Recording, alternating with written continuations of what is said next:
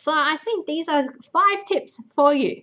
And I think that should be an immense help when it comes to breaking down identities. The rest is just practice. All right, so if you practice, I'm pretty sure you'll get there eventually. All right, so I think that's pretty much it in terms of the extension, sorry, the 2-unit stuff. So let's start looking at some of the extension stuff. So if you're 2-unit students, you'll be gladly to say, I can turn off this video from here. Holy crap, there are so many identities at extension. And yes, that's right. And this is only a part of it. There's a huge chunk of identities that aren't even on the reference sheet, which I'll broadly talk about. Okay, so first of all, let's analyze what's on the reference sheet, right? So you've got the compound angle rules. Now, they haven't put down the negative versions, but to be honest, if you've got the positive version, it's not that hard to work out the negative version. The negative version is the same thing, but different sign.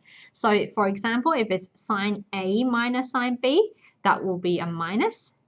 Yeah. If it's cos A minus B, that should be a plus. And then if it's tan A minus B, that would be a minus and then a plus. All right, so if you know it's just the opposite sign for the negative, is pretty simple. All right, and then you've got the T formula. I will talk about the application of the T formula in one sec. Now there is this misconception that T formula only works if T is tan half A, for example, and the formula is sine A cos A tan A. That's not true. I guess one of the instances it works. The key point is this. It's just you just have to make sure these guys are double the angle of what T represents. So let me give you some examples. So this will work just as well if I have T is tan A. But then these formulas are actually going to work for sine 2A, so the double angle, cos 2A, tan 2A. Yeah, so it works that way as well. Right? Or you can do tan 2A, then it'll be sine 4A, cos 4A, tan 4A, and so on. All right? You get the point. Now, these guys are newly included in the syllabus. So before it wasn't kind of officially in the syllabus, although I still teach it anyways because there are some useful applications for these formulas, especially at the extension 2 level. But now it's finally made it on the reference sheet. Thank God, who wants to remember these things, right? So I won't talk about too much of these guys today because they don't come very often in the identity proving context. They are more relevant when it comes to integration. And same with these two. These are variations of the double angle rule, which I'll talk about very soon, but you really don't use them that much outside of integration, like, to be honest with you, and maybe a bit of graphing as well. But I will say the right half of this, we'll talk about it, I guess, with the more advanced content. The left half is probably what we're going to focus on today. All right, so I mentioned there are some rules that are not on the reference sheet. The most important bunch being the double angle rules. Now, why they're not on the reference sheet is because you can actually derive all of them from the compound angle rule.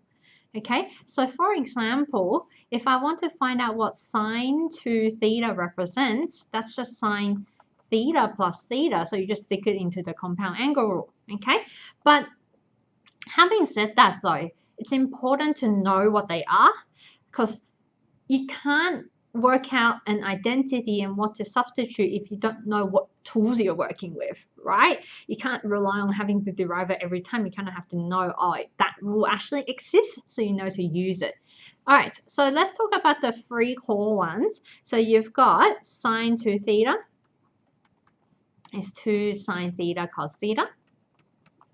Then you've got tan 2 theta is 2 tan theta on 1 minus tan theta squared.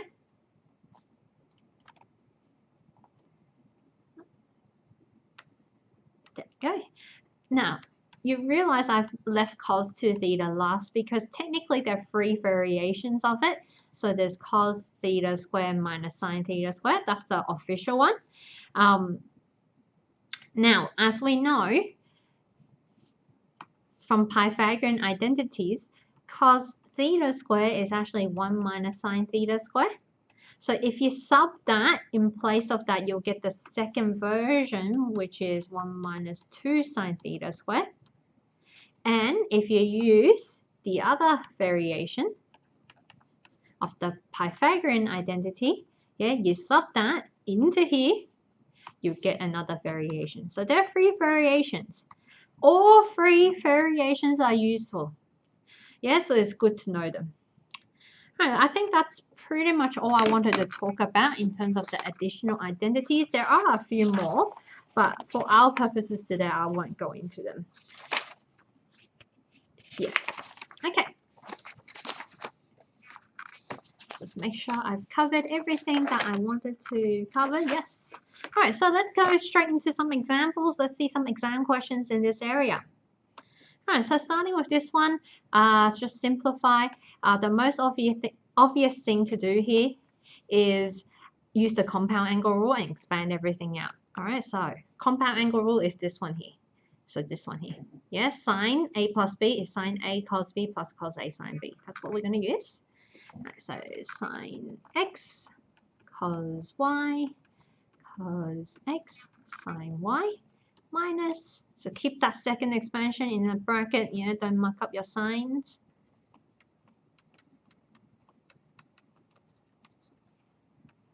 Now feel free,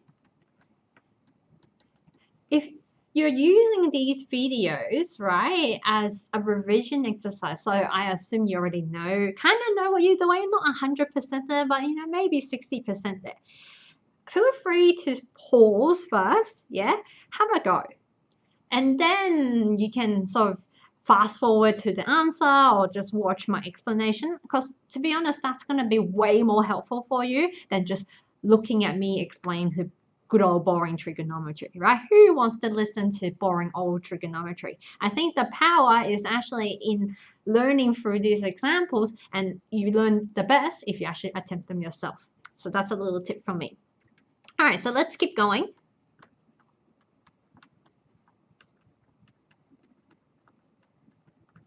Expand that so that becomes minus sine X cos Y. Minus minus is plus. All right, so I haven't done anything fancy here. It's just long, but all I've done is expanded it. That's all I've done. All right, so these guys cancels out, and I've got 2 of these. All right, so let's go. 2.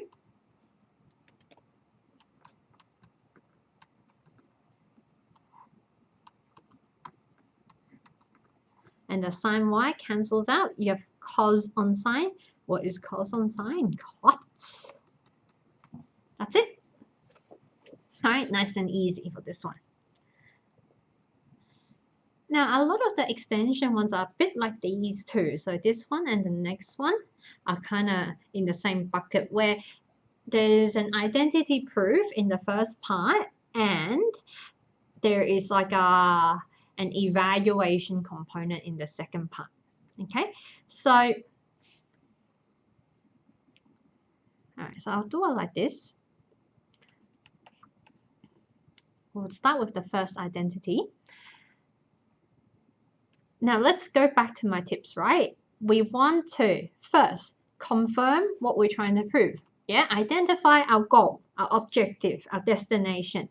Right-hand side is 2 cosec 2x. It's doubled angle. Interesting. Okay, so sine 2x. Now, you can go even as far as this.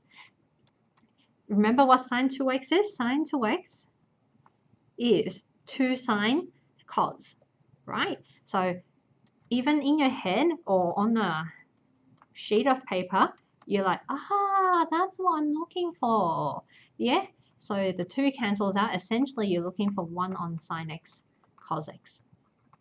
Yeah, all right, so now we've planned in our head what we're going to do. Let's go to the left-hand side. So notice, left-hand side is cots and tans, but the right side, which we know can be converted into sine and cos, try to make everything sine and cos first and then go from there.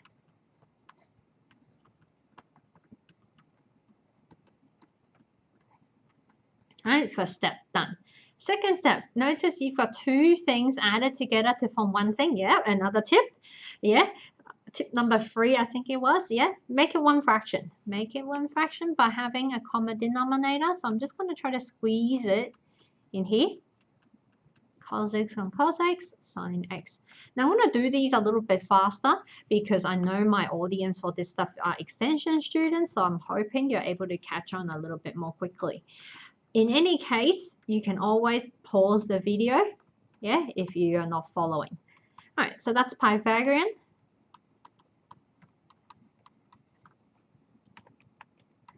All right, so that's it. Now you know that's the right-hand side, right? So there's two ways to go about this. You either manipulate this back into the right-hand side, so you can go, okay, I need, oh, I'll do it like this. That's quite easier to follow because you need that 2, right? So kind of reverse engineer this. So I'm going to times 2 on 2.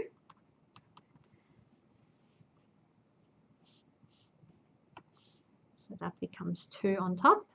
And then 2 sine x cos x is sine 2x. So that's 2. 1 on sine 2x basically, which is your cosec.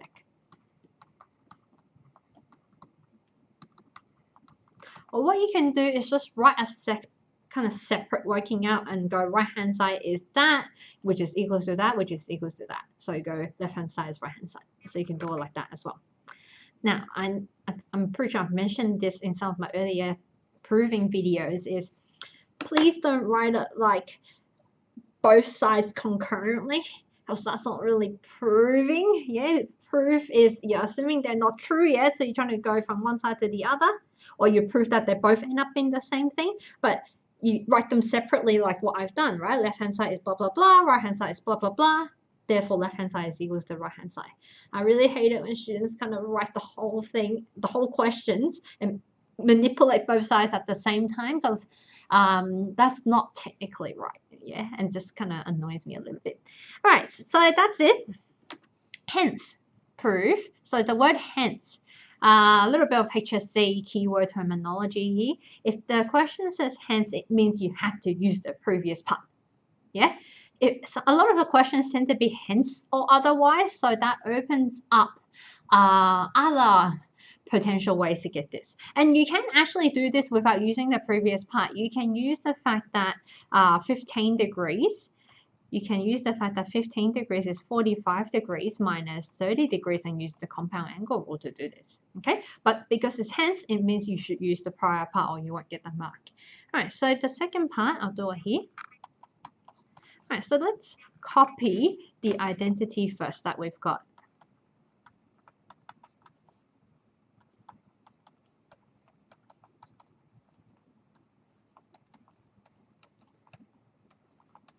All right, so we're trying to find cot 15. All right, so that's our objective here. So the most noticeable thing is x is probably 15 looking at this. So let's sub it in.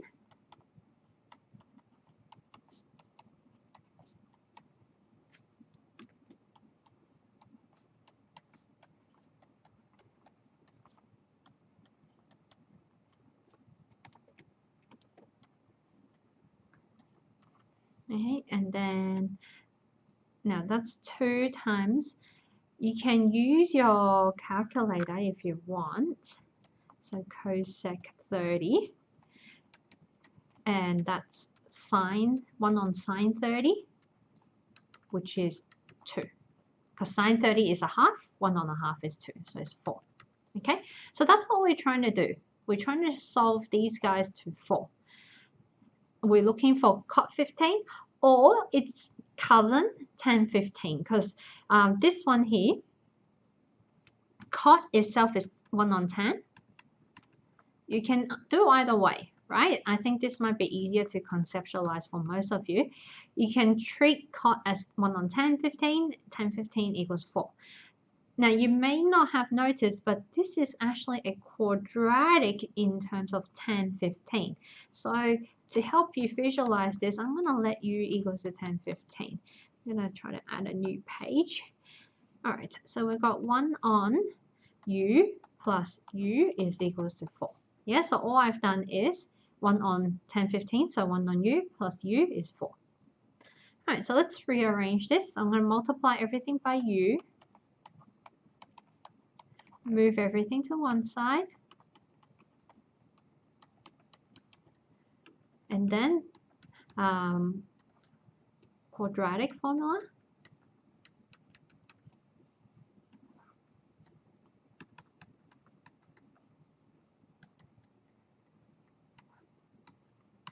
Simplify the third.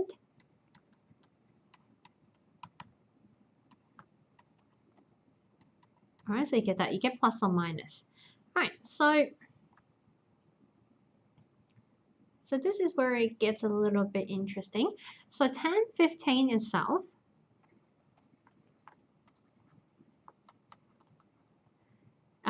is going to be greater than 0. Put it like this. It's greater than 0, but it's actually less than 1. Now, how do I know that is if you take a look at the rough sketch of the tan function. Alright, so it's good to know this because sometimes you might have to explain, well, why did you pick one over the other? Yeah. 45 is about 1, so 15 is going to be less than 1. Okay, so that's roughly how I know. Because let me backtrack a little bit. The two answers, 2 plus root 3, 2 minus root 3, to give you a sense, they actually are both positive. One is about 3.7. The other one is about 0.3. So that's why whether it's above 1, below 1 it matters, because one answer is above 1, one answer is below 1. All right. So a good response should have a justification. Why did you pick one over the other? So therefore, tan 15 should be 2 minus root 3. Yeah, I mean, you can confirm that with a calculator, right? But it's not a good response to say because the calculator matches the number. It's just not a good explanation. All right, so, but we're not after tan 15, we're after cot 15. So I'm going to come back to here. So cot 15, you realize is actually the other answer, and you'll see why in one sec. So 1 on tan 15.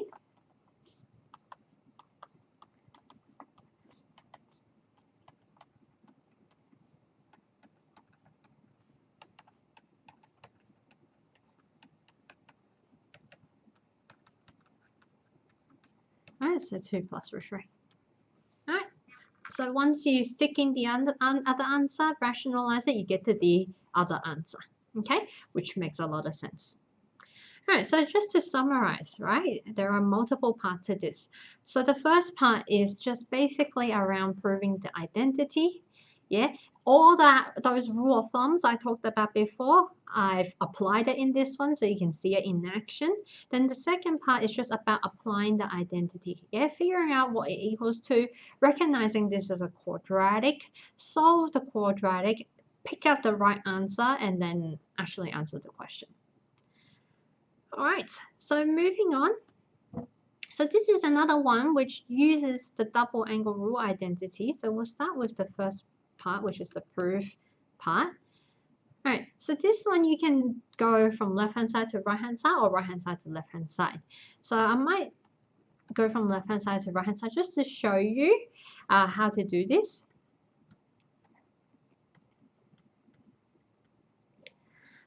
And to be honest, I think for most people, it's actually easier to go from the right-hand side to the left-hand side. So that's why I'm doing it the other way around. All right, so there are identities in the reference sheet that can help you with that. So, you know, these ones over here, these ones. Yeah, they actually came from the double angle rule. And they can be handy in this case. So, if you take this one here, right? So, if n is 1, for example, sine x squared is actually a half. 1 minus cos 2x if n is 1, right? Same with this one. If cos x squared is a half, 1 plus cos 2x, yeah? So I'm going to use those identities. All right, so come back here. So a half, 1 minus cos 2x, a half, 1 plus cos 2x, the half, cancels out, they're the same number. That's it. Yeah, very simple if you know what you're looking for. I didn't do much. I just subbed in an identity, that's it, okay? All right, so the second one. We want to find the exact value of 10 pi on 8. So again, start with the identity itself.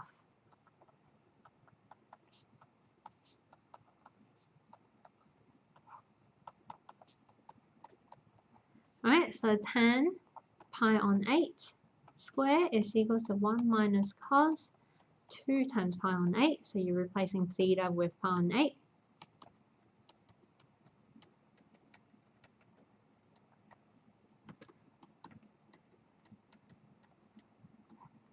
So cos pi on 4 is what you're looking for, which is 1 on root 2. Now I'm going to start writing it separately. Yeah, because we'll have to simplify them anyways. All right, so making it one fraction.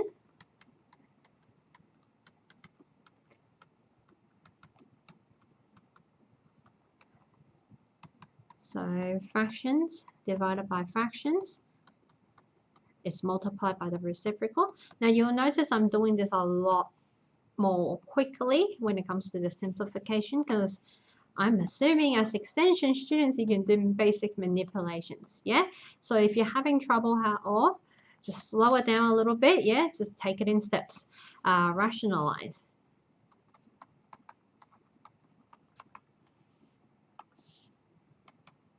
And won't expand that on top. And then if you expand that thing on the bottom, it's a difference of 2 squares of 1.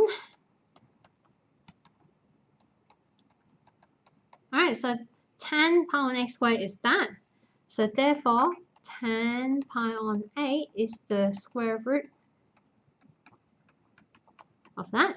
And then in a good response, it should justify that since 10 pi on 8 should be positive because it's an acute angle, therefore 10 pi on 8 should only equal to root 2 minus 1, not the negative version.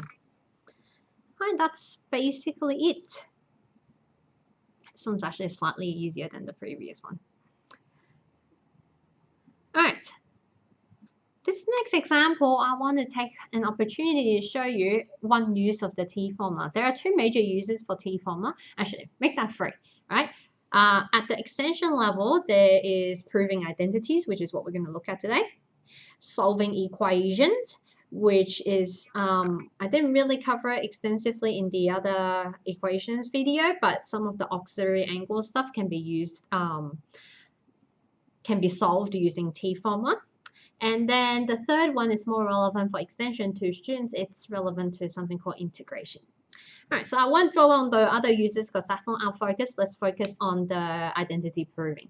All right, so you need to define what T is if you're going to use it. So let T equals to tan theta on 2.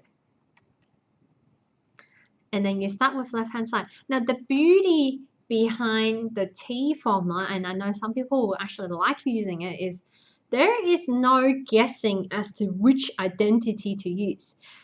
You just sub everything based on the formula and then just try to simplify it algebraically. That's really all it is. So if you go back to the T formula,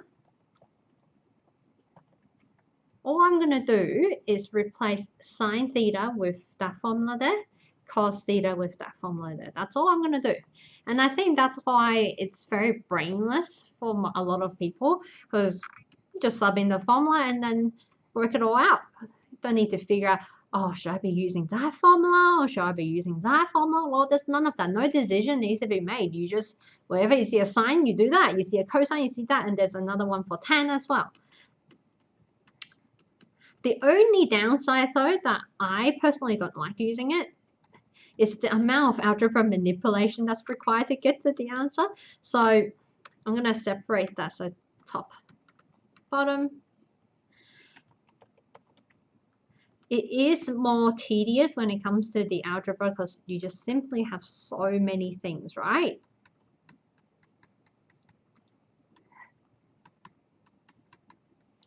So if you're not particularly strong with algebra, this might not actually be the best pathway for you.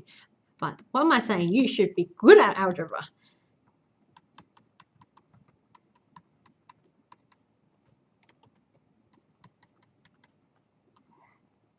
All right, I'm going to start flipping this, yeah, times the reciprocal. And the t squared goes, that's 2 plus 2t. All right, that actually cancels out as well.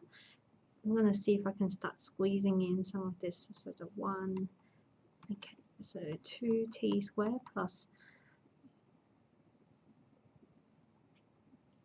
2t on 2 plus 2t. Take out 2. Alright, so once you get to here, the 2 and the t plus 1 cancel, you're left with a single t. T is tan theta on 2, which is your right hand side. I'm surprised I squished it all in. Alright, so that's it. So you can see how simple it is. It's just pure algebra simplification. That is it. Oh, so one more thing. Sometimes for this one, it's very obvious t formula because they said you want to prove tan theta on 2. That's like, oh, well, ding, ding, ding, ding, ding, t formula. Otherwise, it's also very handy as long as you've got some double angles and single angles. Like the previous one, there was, yeah, like that, right? Single, double angles, those relationships work very, very well when it comes to t formula. If it's not like that, they don't tend to work too well. All right, last one. Okay, we're going to start from the left-hand side to the right-hand side. Now, first notice the angles. There are some double angles in here, but the final answer is single angles. So what we're going to do is apply the double angle rule first. Oh, what's happening? There we go. Double angle rule.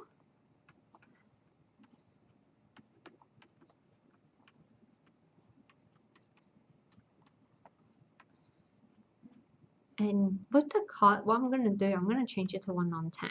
Because if you look at the right-hand side, it's tan, right? So in this case, it's one of those cases you don't want to convert everything into sine and cos, right? That's why it's important to look at your destination.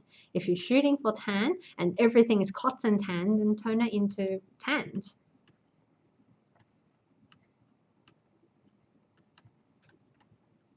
All right. So I'm going to make that one fraction and make that one fraction.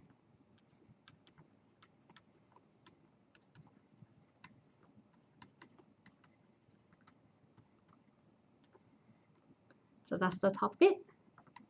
Yeah, all I've done is times that to top and bottom. That's all I've done, nothing fancy here. Now this one, you need the common denominator, tan theta, 1 minus tan theta square. Yeah, you need both components. So you just need to kind of multiply that across to the top. And that one across to the top.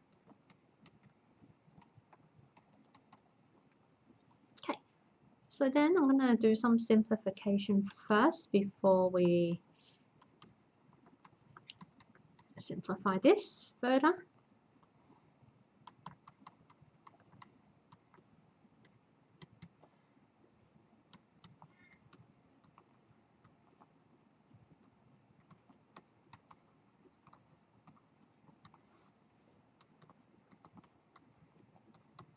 All right, we are nearly there. I'm just going to do one more step, clean it up a bit before we attempt this.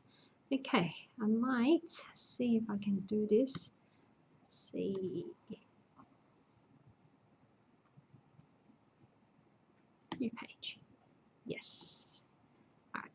Just so that I can follow my previous step, I'm not going to remember that. Okay. So collect the like terms. So that's tan theta. Yeah, 2 tan theta minus tan theta and tan theta cubed.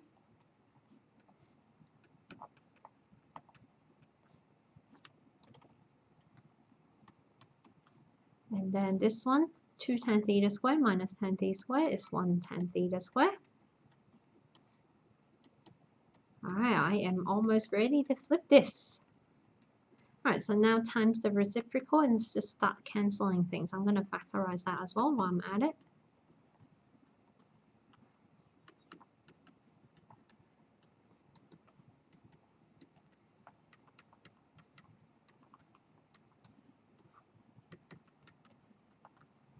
All right, so let's start cancelling these guys. So that goes, that goes.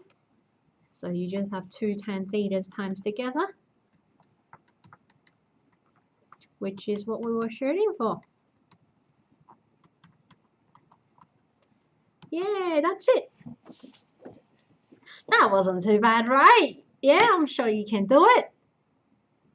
So just to summarize, right? So this is probably a good one to end with, just to show you, right? The rules of thumb I've given you are good guidelines, but it's not going to be relevant 100% of the time, depending on what you're shooting for. So my 5th rule of thumb is always relevant. You need to know your destination. So knowing our destination is tan theta squared, it was not logical to say change the tan 2 theta into sine 2 theta on cos 2 theta, right? That's not going to be productive at all.